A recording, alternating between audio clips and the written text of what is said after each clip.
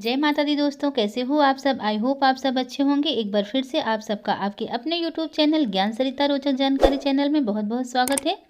मैं हूं आपकी दोस्त अंजू राजपूत और आज मैं आप लोगों के साथ शेयर करने जा रही हूं मकर संक्रांति की कथा। मकर संक्रांति हमारे यहाँ बहुत ही धूमधाम से मनाई जाती है। ये 14 जनवरी को मनाई जाती है। तो इसके पीछे क्या कहानी, क्या कथा है, हम आपको आज पूरी बताएंगे। तो आप सभी लोग हमारी पूरी वीडियो को देखिएगा, कथा को सुनिएगा। अगर अच्छी लगे तो मुझे कमेंट करके ज़रूर बताइएगा और लाइक भी कर देना फ्रेंड्स, शेयर कर देना। चैनल पर अगर नए आए हैं, अभी तक सब्सक्राइब नहीं किए हैं तो सब्सक्राइब भी कर लेना। मकर संक्रांति की कथा है जो वो पौराणिक कथा है, हम आपको पौराणिक कथा बता रहे हैं। एक बार राजा सगर ने अश्वमेध यज्ञ का अनुष्ठान किया था और अपने अश्व को विश्व विजय के लिए छोड़ दिया था।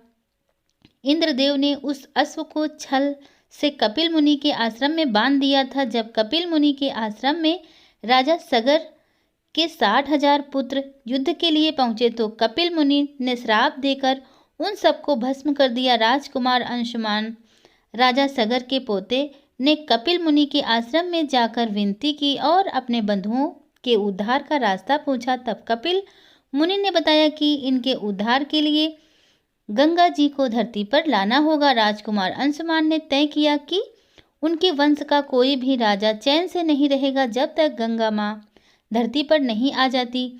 गंगा जी को धरती पर लाने के लिए राजकुमार अंशुमान ने कठिन से कठिन तपस्या की और उसी में अपनी जान दे दी। भगीरथ राजा दिलीप के पुत्र और अंशुमान के पौत्र थे। राजा भगीरथ ने घोर तपस्या करके गंगा जी को प्रसन्न किया और उन्हें धरती पर लाने के लिए मना लिया। इसके बाद भगीरथ ने भगवान शिव की तपस्या की, जिससे महादेव गंगा जी को अपनी जटा में रखकर वहां से धीरे धीरे गंगा के जल को धरती पर प्रवाहित कर सकें। भगवान शिव भगीरथ के कठिन तपस्या से प्रसन्न होकर उन्हें मनवांछित फल दिया। इसके बाद गंगा जी महादेव की जटा में समाहित होकर धरती पर प्रवाहित हुई। भागीरथ ने गंगा जी को रास्ता दिखाते हुए कपिल मुनि के आश्रम गए, जहां पर उनके पूर्वजों की राख का उद्धार के लिए प्रतीक्षा कर रही थी। जो उनकी राख थी पूर्वजों की, वो इंतजार कर रही थी कि कब हमारा उद्धार होगा। कहते हैं कि गंगा जी के पावन जल से भागीरथ के पूर्वजों का उद्धार हुआ। इसके बाद गंगा जी सागर में मिल गई। कहा जाता है कि जिस दिन गंगा जी कपिल मुनि के आश्रम पहुंची उस दिन मकर संक्रांति का दिन था। कहते हैं कि इसी कारण ही इस दिन श्रद्धालु गंगा स्नान करते हैं।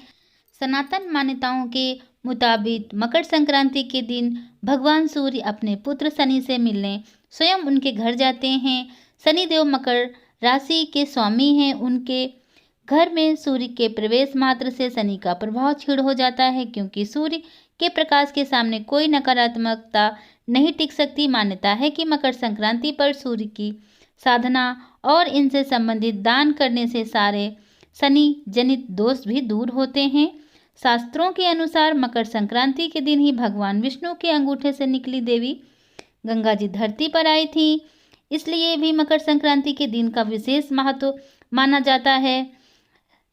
इस दिन नदी में स्नान दान भी किया जाता है। पद्म पुराण के मुताबिक सूर्य के उत्तरायण होने के दिन यानी मकर संक्रांति के दिन दान पुण्य का बहुत महत्व माना जाता है। मकर संक्रांति के दिन सूर्योदय से पहले स्नान करना चाहिए।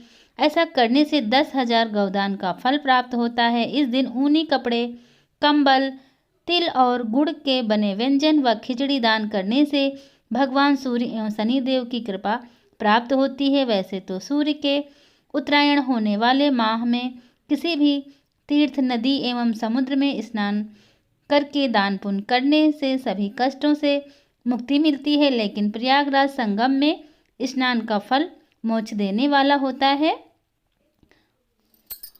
उत्तर प्रदेश में मकर संक्रांति को खिचड़ी पर्व भी कहा जाता है। इस दिन भगवान सूर्य की पूजा की जाती है। चावल और दाल की खिचड़ी बनाई जाती है, खाई जाती है, दान दी जाती है। तिल और गुड़ के दान की परंपरा है। गुजरात और राजस्थान में मकर संक्रांति को उत्तरायण पर्व के रूप में मनाया जाता है। इस दिन दोनों ही राज्यों में बड़े ही धूमधाम से पतंग उत्सव का आयोजन किया जाता है। आंध्र प्रदेश में भी संक्रांति को बड़े ही धूमधाम से मनाते हैं। संक्रांति नाम से 3 दिन का पर्व मनाया जाता है। तमिलनाडु में खेती किसानी के प्रमुख पर्व के रूप में संक्रांति को पोंगल के नाम से मनाया जाता है। इस दिन घी में दालन चावल की खिचड़ी पकाई जाती है, उड़द दाल की खिचड़ी पकाई जाती है, खिलाई जाती है। बहुत लोग अरहर की दाल की खिचड़ी भी बनाते हैं। महाराष्ट्र में भी इसे मकर संक्रांति या संक्रांति के नाम से मनाया जाता है। यहाँ लोग गज्जक और तिल के लड्डू खाते हैं और दान करते हैं, एक दूसरे को भेंट देकर शुभकामनाएं देते हैं। पश्चिम बंगाल में मकर संक्रांति के दिन हुगली नदी पर गंगा सागर मेले का आयोजन किया जाता है, तो असम में इसे भोगली बिहू के नाम से भी मनाया जाता है। हमारे लखनऊ शहर में भी इस पर्व को बहुत ही धूमधाम से मनाया जाता है। जिन बेटियों की शादी हो गई होती है उनके मायके से बेटियों के ससुराल में खिचड़ी जाती है। मकर संक्रांति के त्यौहार पर मायके से खिचड़ी जाती है, पैसे दिए जाते हैं, लड्डू, तिल के लड्डू, गज्जक सामग्री सारी ले जाई जाती है बेटी के ससुराल। और बेटियां अपने परिवार के साथ, अपने बच्चों के साथ अपने नैहर आती हैं और अपने माता पिता के घर में बनी हुई खिचड़ी खाती हैं। इस दिन यहाँ पर सभी लोग घी, दही, चटनी, अचार और तरह तरह के पकवान बनाए जाते हैं। खिचड़ी लोग बड़े ही चाव से खाते हैं और पूरा परिवार एक साथ बैठकर खाता है। बड़ा ही आनंद आता है। और जो भी किशोरावस्था के लड़के होते हैं वो सभी अपनी छतों पर पतंग उड़ाते हैं। पतंगों का ये नज़ारा देखकर बहुत अच्छा लगता है। मकर संक्रांति हमारे यहाँ बहुत ही धूमधाम से मनाई जाती है। सर्दियों का मौसम होते हुए भी यहाँ पता नहीं चलता है कि मकर संक्रांति के दिन इतनी ठंड हो रही है या नहीं हो रही है। ठंड को लोग पीछे छोड़ देते हैं और त्यौहार को बहुत ही अच्छे से एंजॉय करते हैं। सभी बहनें आती हैं अपने मायके में आती हैं, ससुराल में भी बेटियां आती हैं। सब कहीं बहुत ही ज़्यादा रौनक रहती है। मकर संक्रांति के दिन बहुत अच्छा लगता है। हमारे लखनऊ में ऐसी भी मान्यता है कि इस दिन चने का साग भी खाया जाता है। ऐसा कहते हैं कि चना का साग खाने से दांत मजबूत रहते हैं, तो हम लोग चने का साग ज़रूर खाते हैं, चाहे थोड़ा सा ही मिले, लेकिन हम लोग मकर संक्रांति के दिन ढूंढकर चने का साग ज़रूर खाते हैं। तो आप लोगों के यहाँ मकर संक्रांति का त्यौहार किस तरह से मनाया जाता है, आप सभी लोग हमें कमेंट करके ज़रूर बताना। वीडियो पसंद आई हो तो वीडियो को लाइक करिएगा और अपना मकर संक्रांति का त्यौहार बहुत ही धूमधाम से मनाना दोस्तों। हो सके तो थोड़ा सा दान पुण्य भी कर देना। अगर आप किसी तीर्थ स्थल पर जाना चाहते हैं तो आप बेशक जाइए, लेकिन इस वक्त कोरोना वायरस बहुत तेज़ी से बढ़ रहा है, तो थोड़ा संभल कर हो सके तो अपने घर से ही मकर संक्रांति का त्यौहार मनाना। अगर आपके घर में गंगा जल है तो आप जब स्नान करें तो गंगा जल पानी में डाल लें। जिस बाल्टी में आप स्नान कर रहे हैं उसी बाल्टी में आप थोड़ा सा गंगा जल डालें और घर ही में ही स्नान करें। गंगा मैया का नाम लीजिए और ज़्यादा इधर उधर बाहर जाने की ज़रूरत नहीं है, क्योंकि कोरोना वायरस बहुत तेज़ से बढ़ रहा है। आप लोग अपना ध्यान ज़रूर रखें। तो फिर मिलते हैं अगली वीडियो में, तब तक के लिए जय माता दी। आप सभी लोगों का मकर संक्रांति का त्यौहार शुभ हो।